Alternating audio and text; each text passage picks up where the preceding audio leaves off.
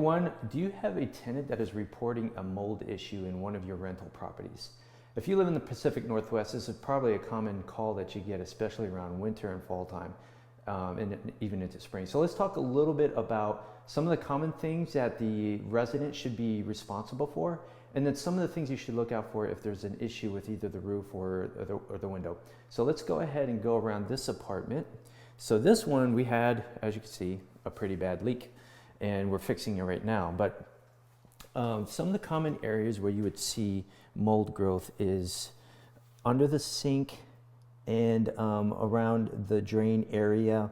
And that is going to be an indication, obviously, of moisture, but an indication that there's a potential leak somewhere that you want to definitely address, especially if you have a dishwasher that is attached to it. Maybe there might be, a small little drip that happens whenever the dishwasher is on.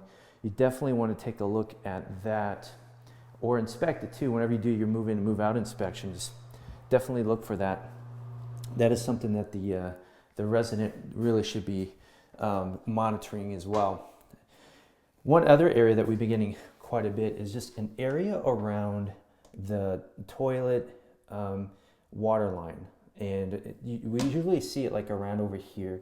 So that's usually an indication of either there's a leak behind the wall, or maybe there's an issue with the insulation in the wall there itself.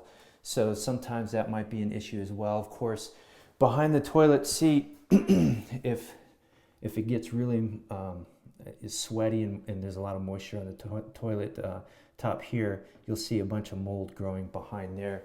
So you definitely want to monitor that if the tenant is reporting that the toilet is getting sweaty, is what they say typically.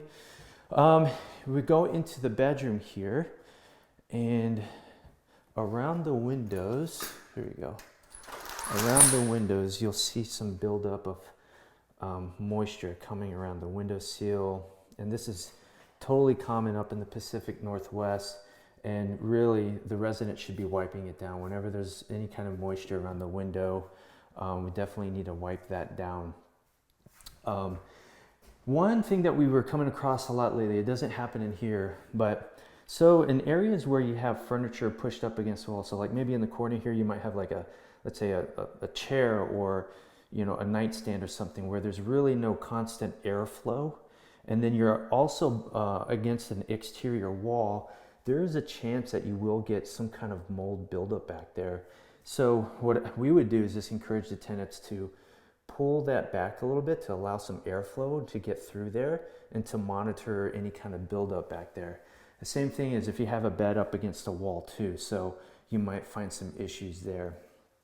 And then one other area that we've been seeing some mold type reports is in the closet. So obviously the closet is where everybody puts their junk.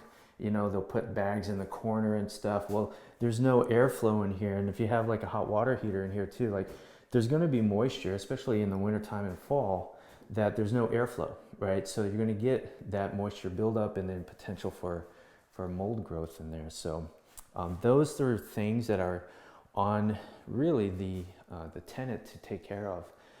But let's talk about some of the things that are kind of like, maybe there's an indication of a bigger problem here, which is why I'm in this unit right now. So this unit here, we had some water come down, and we had to pull down a lot of the ceiling and stuff, and you'll see in here, we're not quite done yet, but you'll see in here there's this wood here that we need, or the ceiling that we need to take down still. But if you see areas on top of your ceiling, if you see, let's just talk about the ceiling for a second. So if you got a ceiling in the bathroom, let's say, and you have, you see just kind of like a buildup on the ceiling, there's a potential that if there's a unit upstairs, there's a bathroom that's leaking.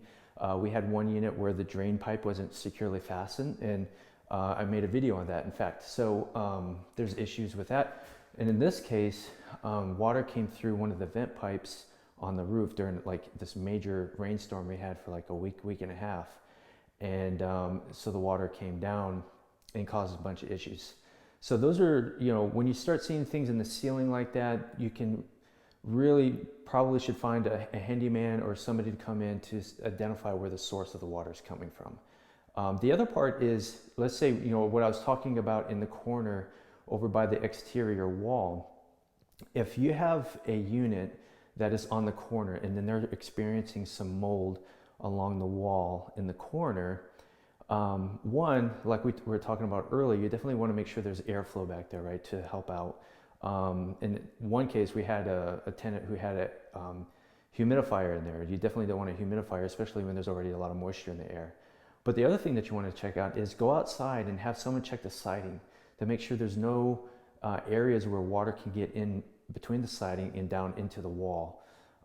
Definitely have that checked out, because obviously you want to keep the elements outside and not inside your house. So anyway, those are just a few quick tips on some of the mold issues, some of the issues that you can have your residents be responsible for, and some of the warning signs that you might see if you have a bigger problem to worry about. Okay, we're Elevation Construction. Check us out, elevationconstructionteam.com, and look forward to talking to you.